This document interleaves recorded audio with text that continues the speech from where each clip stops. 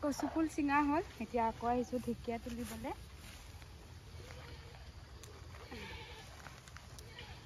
মানে চব ঘৰৰে গাঁৱৰে বস্তুৰে আজি ৰেচিপি বনাম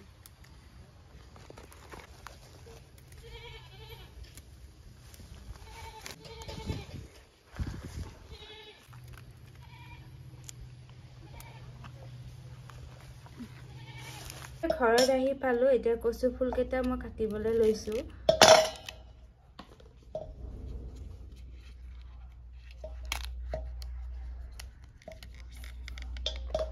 এটো উলাই থৈছো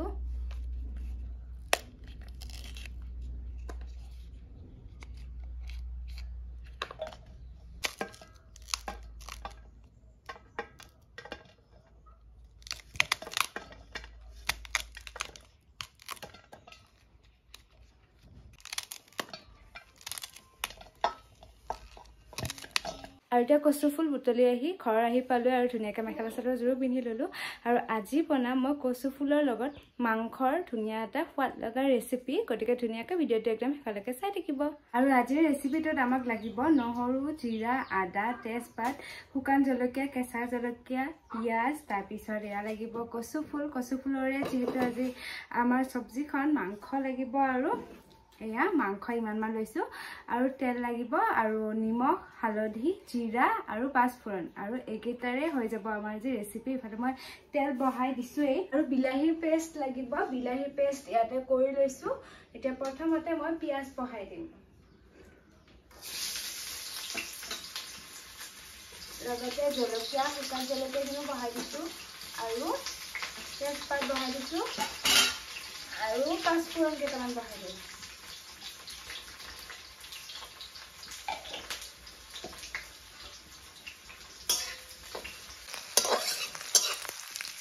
পিঁয়াজখিনি যিহেতু অকণমান সিজিছে এতিয়া নহৰু আৰু আদাও দি দিছোঁ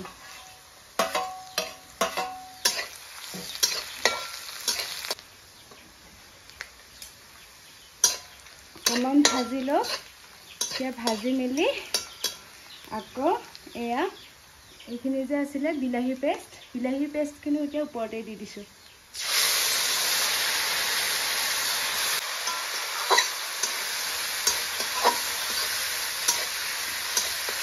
এতিয়া জিৰা দি দিলোঁ বিলাহীখিনি সিজিছিলে গতিকে মই জিৰাও দি দিলোঁ আৰু এতিয়া দি দিম সেয়া মাংস মই ইমানমান লৈছোঁ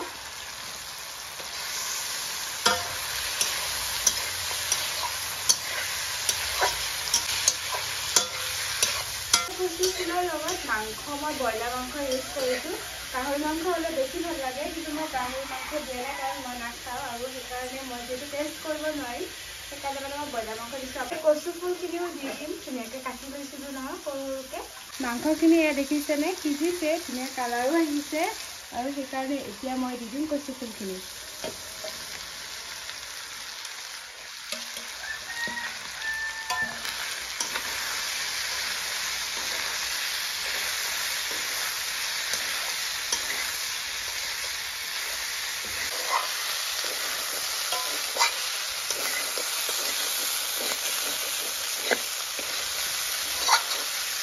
কচু ফুলৰ লগত মাংস অকণমান টাইম ভাজিলোঁ ভাজি মেলি এতিয়া দি দিম নিমখ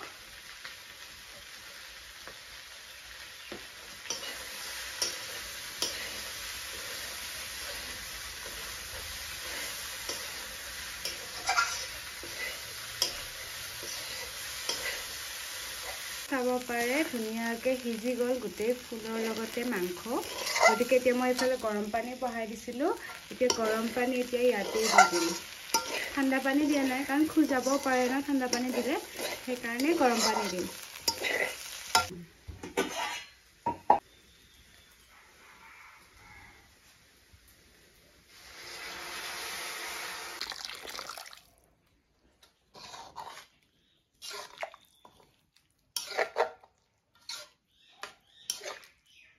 আৰু এতিয়া চাব পাৰে উতলিছে গতিকে মই এতিয়া সেয়া কচু ফুল কেইটা মই এতিয়া ভাঙি দিম তেতিয়াহে খাব ভাল লাগিব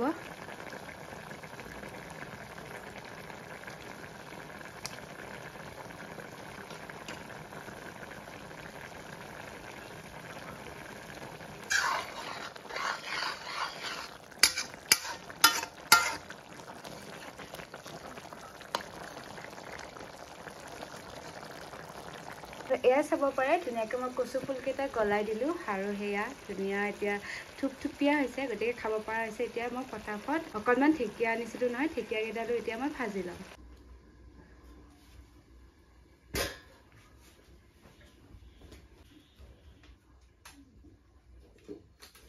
আৰু এটা কেৰাহী বহাই দিছোঁ, এইটোত এতিয়া মই ঢেকীয়া ভাজিম।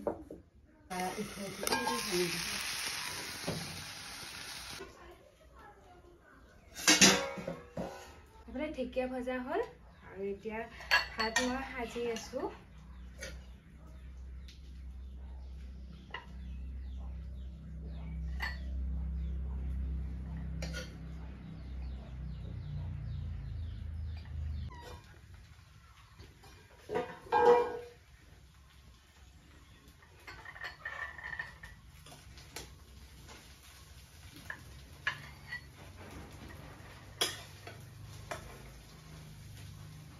ঢেকীয়া ভাজাটো দেখা নাথাকিলেও কাৰণ একদম চিম্পলকৈ বনাইছোঁ, পিঁয়াজ নহৰু দিয়ে ভাজিছোঁ, গতিকে ঢেকীয়া ভজাটো আৰু ৰেচিপি দেখুৱাই থকা নাই।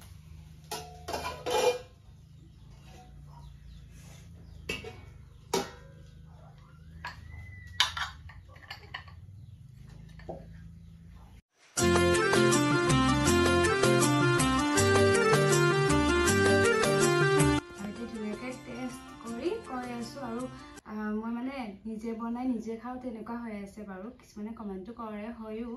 কাৰণটো হ'ল যে মায়ে দুপৰীয়া ভাত নাখায়, দাদা আৰু দেউতা নাথাকে ন দিনত, তেনেকুৱাকৈ মানে ময়ে খাই মানে টেষ্ট কৰি দেখাই থাকিব লাগে আৰু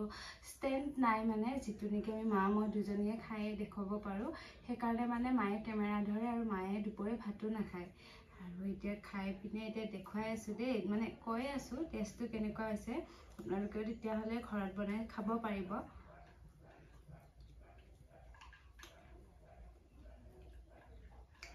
বহুত ভাল হৈছে। এজনে মানে মোক তেনেকৈ কমেণ্ট কৰিছিলে যে কচু কেনেকৈ খোৱা, কচু খালে তোমাক নোখোজাই নেকি বুলি। গতিকে যদি কচুত গৰম পানী দিয়া হয় আৰু যদি টেঙাও যদি দিয়া হয়, বিলাহীয়ে হওক বা নেমুৱে হওক, নহ'লে বহুত টাইম বনাব লাগে। আমাৰ মাহঁতে মানে ঠাণ্ডা পানী ইউজে নকৰে, গৰম পানী দিয়ে বনায় আৰু বহুত টাইম বনায়। গতিকে ময়ো তেনেকৈয়ে বনাওঁ বহুত টাইম, গতিকে নোখোজাই। তেনেকৈ বনাই খাব, তেতিয়াহ'লে নোখোজাব আপোনালোককো। গতিকে ঘৰত ট্ৰাই কৰি চাব, এইবিলাক খাব লাগে, আমাৰ ঘৰৰে বস্তু ন।